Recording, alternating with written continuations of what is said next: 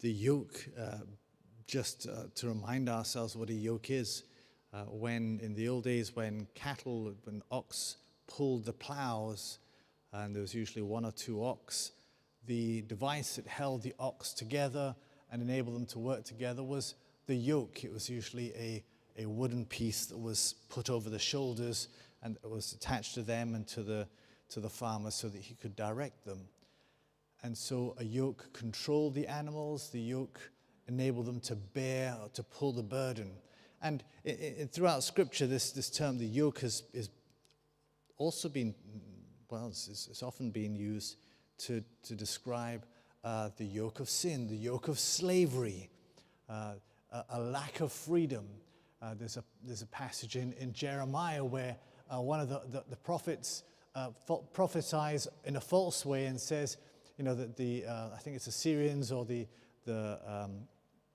Babylonians are coming, but the Lord will break their yoke. And this prophet gets this wooden yoke and he smashes it and says, this is what the Lord will do to the yoke that the Babylonians will do. And Jeremiah is there, I think it's Jeremiah or Ezekiel, one of the other prophets, who's saying, you're lying. And so this prophet makes a yoke out of iron and says, this is the yoke that the Lord is going to put on you, the yoke of Babylon, and you will not be able to break it. And this yoke is the yoke of oppression. It is heavy. It is hard. We lose all our freedom and we suffer. It chafes. It hurts when we carry it.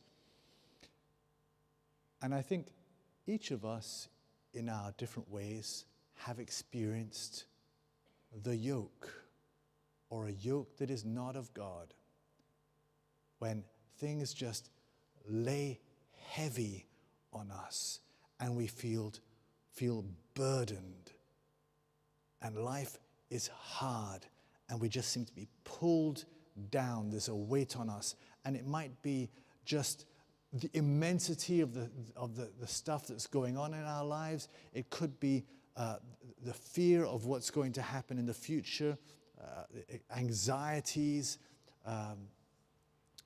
inabilities to act and behave in a way that gives life. And these things are destructive and they diminish us. They darken our lives. And the Lord here is inviting us to come. We often will try to carry these yokes on our own. I'll do it on my own. I'm strong enough. I'm an independent person. I don't need anyone. Yeah, right. Yeah. And there comes God. There comes Jesus. And he is here now. And he says, come to me. Come to me. I'll take this yoke off your shoulder, and I will give you one that is light, that is easy to bear, that will bring you peace. And this yoke is the will of God. The will of God will bring me peace? Yes, it will. Will it not chafe? No, it won't.